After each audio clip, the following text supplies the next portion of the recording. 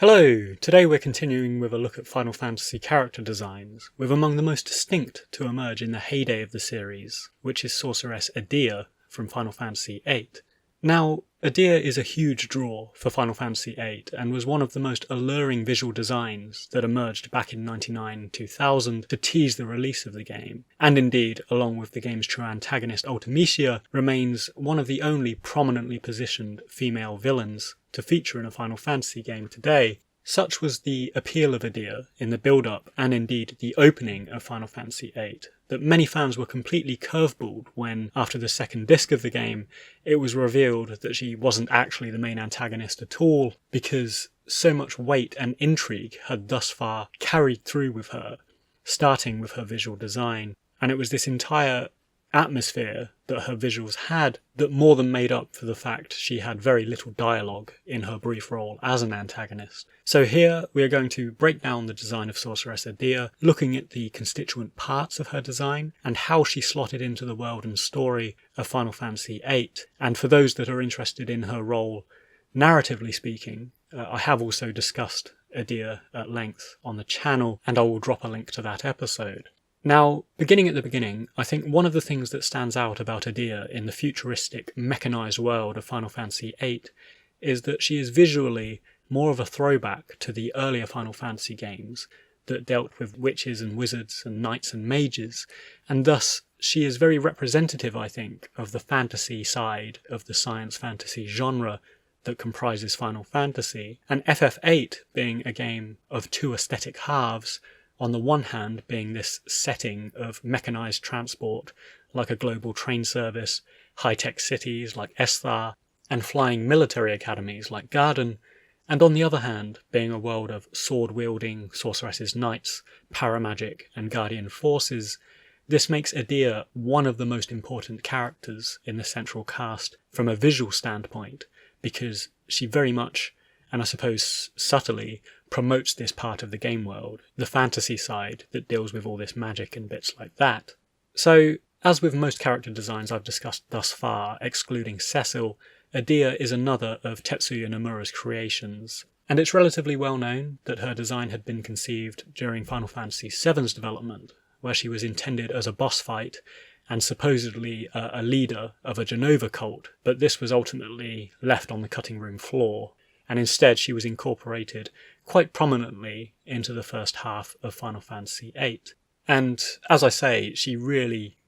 helped promote this game. She was instantly iconic, and whether you saw her concept art that was teased in game magazines at the time, or simply saw her debut in the mysterious overlays in the game's opening FMV, Edea stands out brilliantly for her distinctive design attributes. And breaking this down, firstly, like many Nomura designs, the area of interest and intrigue is in the top third of the character's design, and actually we could compare Edea to many of his character designs. Taking Cloud Strife as a comparison, all of the intrigue is up the top,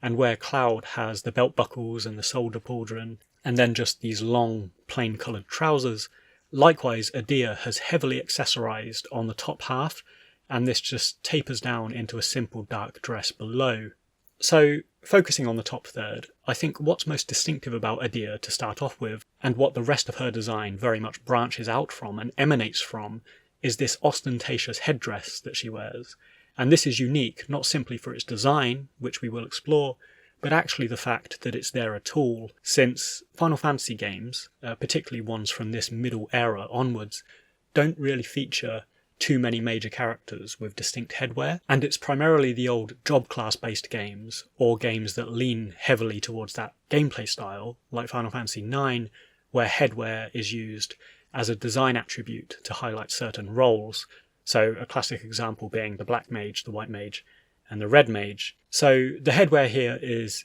fascinating and unique. It has a very organic feel to it, with a prominent spiral-looking conch shell on the side, and these plant-like tendrils, almost like a Venus flytrap, that emanates from both the top and the bottom, and utilises this very floral colour palette with purples and greens, and bits like that. And this even extends in this vein-like tendril onto her actual face. So it's kind of hard to know where the headdress ends and Edea begins, such is the organic sort of ingrained nature of it. And of course he has those red petal-like bits that extend periodically to cover her face as well. But beyond the very obvious organic elements here, there is also these jewelled elements, like earrings, this brooch-looking thing, and a jewel in the centre. And this contributes, I think, to a sense of regal and lofty refinement that Edea has in her character, particularly when she's possessed in the game. She has a very patronising demeanour, like a lofty queen, and this accessorised headdress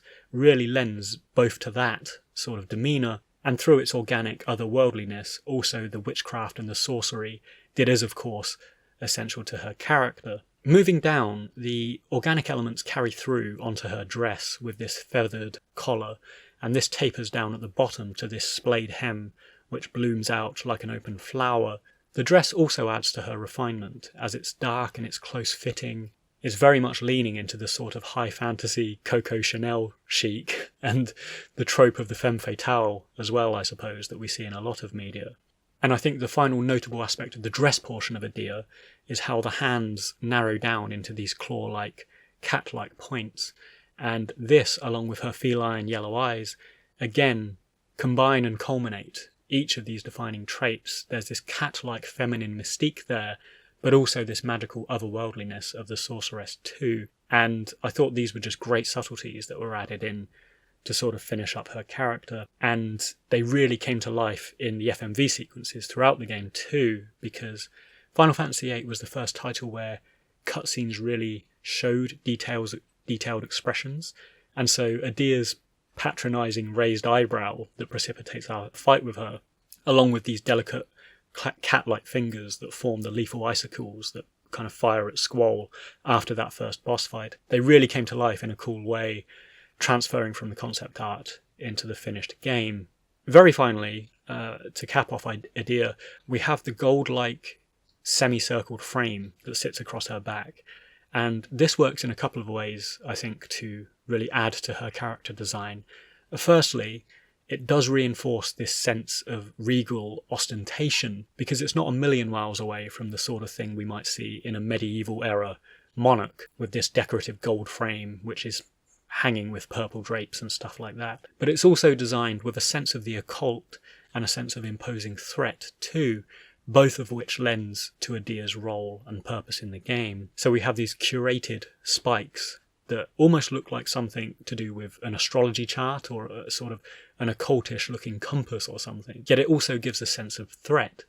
And indeed, for what is essentially a very slender and petite, refined woman, what the frame does is it makes Edea appear overall more menacing. You know, it literally increases the perceived size of her because of this big, wide frame on her back. So it adds a sense of imposing menace that she might otherwise lack as a villain. So I loved the frame in all of its weirdness, and I think in a very subtle way